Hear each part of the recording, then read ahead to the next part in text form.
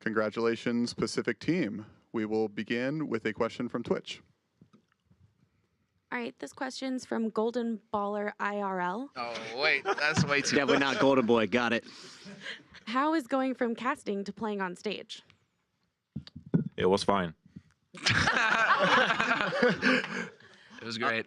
I think I'll take a moment here to just say how fun it was. Like, it's a little nerve-wracking when you walk out in front of that big crowd, but as soon as you doomfist your way through Sideshow, like, it's nothing but smiles and, I guess, happy endorphins for the rest of the night. I was definitely a little bit nervous, and I've never been nervous about being, casting ever, so I felt like I underperformed a little bit at the start, but it went away after we did very well in King's Row. Yeah, same here. I was incredibly nervous, and just like Monty, usually my job doesn't make me nervous. But the idea of people seeing me fail at something I talk about on a daily basis, where I'm supposed to be actually good at, or so people believe, that was scary. Yeah.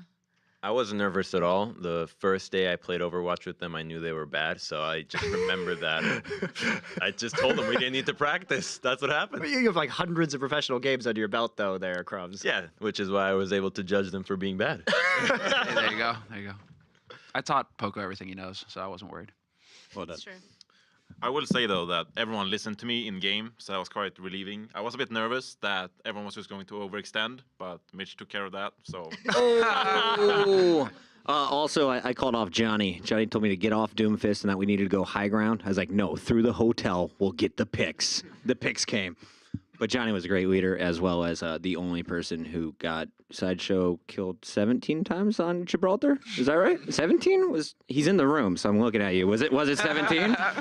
We'll talk to you later. Okay, we'll take a question from the press now.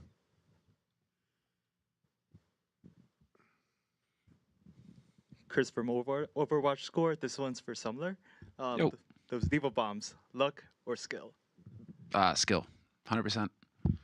Because all you had to do was watch where Uber was with the shield, and because he was always so overextended, I'm just like, so their shield will be here, the rest of the team is here. If I put the bomb there, they're all gonna die. And he'll turn his shield into it, and he'll say, and get blown up by it as well. No, and it's great because he'll be telling his teammates, I've got a shield, I've got a shield. Yeah, except that none of them are there to be behind it where he needs to be. So, no, it was pretty easy, actually. Surprisingly easy. My favorite part was his repeated shouting of "I'm Poco" in our comms right after getting those bombs. He did bail us out, though. There were some other shouts too that we can't repeat. Yeah, no, I had to time those. Be careful, yeah. Full on gamer mode. Easiest game of my life was a few, all that sort of thing. Yeah. Looking at you, Josh. Josh, could you even see us standing up? Because I was standing up and celebrating after every team wipe, which was 6 times on King's Row. We were too sad to look. Too sad, understood. To be fair, you also stood up at random other times. I got a little bit scared when he all of a sudden got out of his seat. I was like, wait, what's happening? Like, Zoe, don't worry. Doomfist is on the cart. I'm up here celebrating, but Doomfist is moving that payload. It's also really dark in the spawn room, and that's where Josh spent the majority of his time. Oh. I think it was about 50-50. All right, I have another question from Twitch. Brown Box asks, what are your predictions for tomorrow's All-Star match? Well, I think Atlantic was 2-0 in the skills match game coming into this, and then we broke that streak, and the Pacific's been on a tear ever since, so I'll just go with Pacific, and we're going to take full credit for it. Yep. Yeah, I think I'm going to very non-biased say Pacific is going to crush them. No bias, really. I mean, we got the best sniper. We had 2 of the best tanks playing Lucio ball. I don't see how Pacific loses this one at all. Another question from Twitch. Real Gree Games asks, how do you all start off casting? Where do you want to start with this one? Yeah, that's, point in the direction on the table. We'll just go down the line. Okay. That's a long one. Yeah, You make have it 10 brief. seconds. 10 seconds? Basically, I was too bad to play professionally, and so I was invited to cast instead. There you go.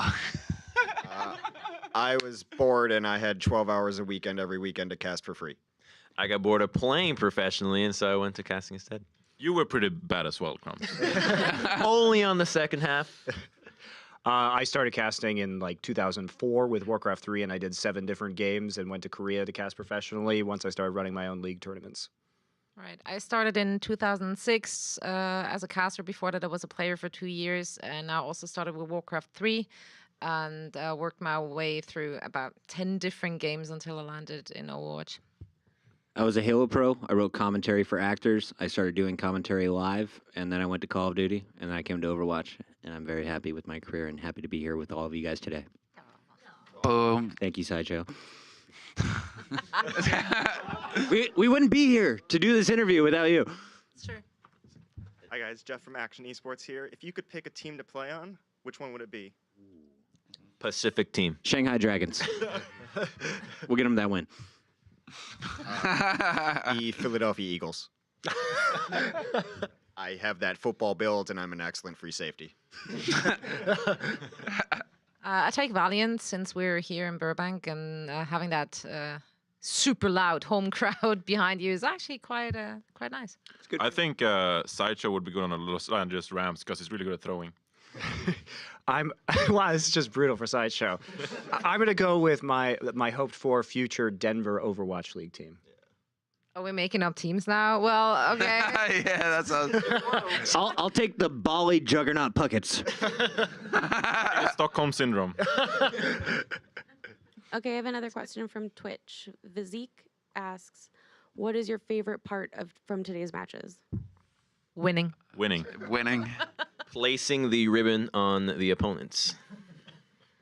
It was just like super fun. Like we practiced exactly how we played, and that's why it was very calming for us. Thank you so much. Another assist from the MVP. There you go. So like even to answer the earlier question too, even if anyone was nervous up there, it was just like we were scrimming again, and it was just fun playing with your friends. And it's really fun playing Overwatch when you have like a 6-stack against another 6-stack. It's a completely different experience than solo queuing and crying for 2 hours when you have levers. Don't cry. Don't cry. Yeah, PMA. I don't cry. Hey, I teach and preach the PMA. Honestly, the best part of the day for me was how into it the crowd was. Like, we were super pumped up to finally get a chance to play on the main stage and play against each other. But everyone supporting on Twitter that have been watching the streams for the weeks leading up to this, it was pretty cool. I feel like there was a lot of hype coming into the matches, and I hope to see a little bit more trash talk in Season 2 of the Overwatch League. Yeah, I think my favorite thing was is that we're all so close as sort of a casting unit that even though there was a lot of trash talk, everybody knew it was in good fun, and everybody felt really comfortable with it. So regardless of the results, I think like we all really hoped that the fans had a good time with it, and I think it's just been really fun to have this experience, all of us, win or lose. Just want to reiterate on the fans. As a caster, there's no better experience than actually getting to cast in front of the fans. Being a part of that crowd, feeding off that energy is one of the best things that you can experience as a caster, because it just amps up your game completely. And it's the same feeling when you get to actually play the game in front of them too. There's no worry or stress or anything. You're just like having a ball with the rest of everybody. And so when people are cheering and you got that energy in the room, it's a totally different experience. And so, yeah, today definitely playing in front of the fans, I think that's the big one. Cool. I have one more question from Twitch. Alex the Dev asks, cats or dogs, which is more supreme? I have a French bulldog. They're not very smart. I'm all cat first. Cats because you can throw them. Technically, you could throw dogs as well. But the cats land and survive. I like animals. Period. They're great. I do like cats more though, because they have more character. AKA, they're just evil, and I kind of like that.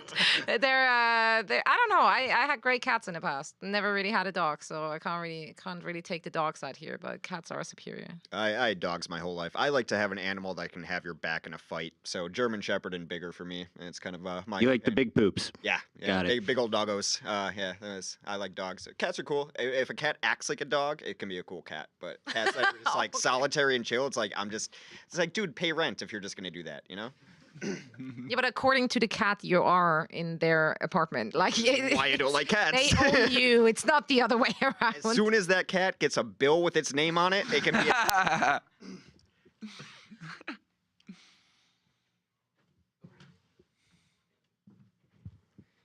Hey guys, Matt from Blitz Esports. So, Hi, Matt. excluding your guys' triumphant victory, what was your favorite mode / event of the day? I love Mystery Heroes. That's just so much fun to watch. It was hilarious when they ended up with 2 Brigitte plus a wrecking ball, and just seeing how they're dealing with those kind of situations, and generally seeing all those players playing heroes and roles they might not be usually playing, and how they struggle with it and overcome those struggles or not. It's very entertaining. I thought the Widowmaker 1v1s were really exciting because you don't get to see these guys go up against each other just one-on-one, so you really get to see their skill, specifically on their flicks and their dodges, which were just ridiculous. Like It they're looked like spinning expressive 180s dancing. That's nonstop. what it Yeah. looked like. So that was really fun to watch because there's no way we're going to replicate that. I really like the 6v6 lockout because that's the first time I like the game mode in general, and I think that's the first time we've seen it sort of played at such a high level where players are living for a really long time and actually thinking about the compositions that they're rolling out. So I actually have been saying for a long time that I hope we actually have some form of this in competitive, and I think today was a really strong indication that it might be viable in the future. One of our producers is actually convinced that elimination is the future of competitive Overwatch. But one last question up there. Which one of you on the team would win the Widow 1v1 if you were all in a bracket? Definitely Monty. Definitely not me. Monty, 100%. Definitely Monty is our FPS ace. He's the hit scan hero. Never misses a dome. Before this tournament, I was practicing Widow like every day, and then I just had to take like a 3-week break from practicing it. So I think if I were to put in the 3 weeks that I should have, I could have been doing it. You'd lose I'll to contest that. All right, let's do it. 3 weeks. 3 weeks. When we 3 weeks from tonight. now. 3 weeks from now. Let's 3 do it. weeks from now? 3 weeks. Oh. Yeah. Honestly, though, if Hex has an on day, he's on. Like I've been pocketing his Widowmaker in the past, and if he actually has a good day and is warmed up and hits the shots, Much like everything in my life, it's wildly inconsistent, like my microphone placement. No, I would say probably, if someone can ever figure out his settings, he's, global elite at some point in time. He's obviously a pretty good mouse clicker and head clicker, but I mean, I've got on days and off days. You saw it today. Sometimes my Tracer's good, sometimes I get bopped in the back line like a bot. Just happens. That's my style. It's my Overwatch style. It's my lifestyle choice. I have to say, I was actually really impressed. I got to sit out game 2, sub Semler in there, a captain decision. I was like, one for the team, yeah. Only Semler could play at this level. And he definitely did.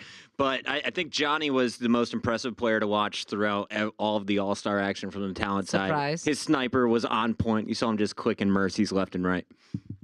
Which Mercy, by the way? Is he in the room? Is there a Mercy that was in that game who died a lot? Is he right there on the far right of your screen? I think it is him. Congratulations, Pacific team. We'll see you back tomorrow at 11 a.m. Woo! Thank you, guys. Oh, we got one so more much. question. Can I have one more question? oh, Hello, Sideshow from the Overwatch League. Sideshow from Spawn Room. Atlanticaster. I've heard all your trash talk, right, that you've been coming out as with on Twitter, and frankly, you guys cheated. I don't want to pull any punches here. You're playing with a pro player on your team who was supposed to play DPS or support or something. You put him on main tank. You put him on Hammond that he's been playing for like the past however long he's been playing in his apartment, just in his room, locked in there, playing with Team Sweden. This is outrageous. I demand a rematch. This game was rigged right from the beginning. My DPI was wrong. My headset was unplugged. We had Malik and Goldenboy who play with controllers. This is outrageous. I demand a rematch. A rematch? A rematch, yes. So Time and date are up to you. I've already put it on Twitter. This is not up to the captain. We have to let the MVP deem if you're worthy of this. yeah, that's me, by the way. I'm the MVP. MVP, That means it's that one. I was in fact. All match. Really? It's because you were in That's Spawn. not- We're talking about. You opened yourself up for that one, mate. Jeez, son. I mean, you guys never You saw are our done backline. today. Just shut it down. Yeah, thanks for that one. No, we accept. You know what's better than winning against you once? Doing it twice. Yeah, we've had a lot of fun. We've been streaming all of our practices, all of our rehearsals, except for last night. And I think for all of us, we're looking forward to the off season and really getting some game time in. That So was actually 50% of the practice. 50% of the practice is on live stream. You can watch it all. We should do Casters v Analysts as well so that we have a chance with Johnny. Oh yeah, that was the original plan. Yeah, we're gonna stomp Mr. X so That's hard. not again. even close. Matt and Mitch choked on stage, so they'll do it again. I feel very confident in doing that. Matt is way better when he's playing in pajamas. Fact. Thank you, guys. We'll see you tomorrow. Thank you. Bye bye. Cheers, guys. Thank you. Thanks, everybody.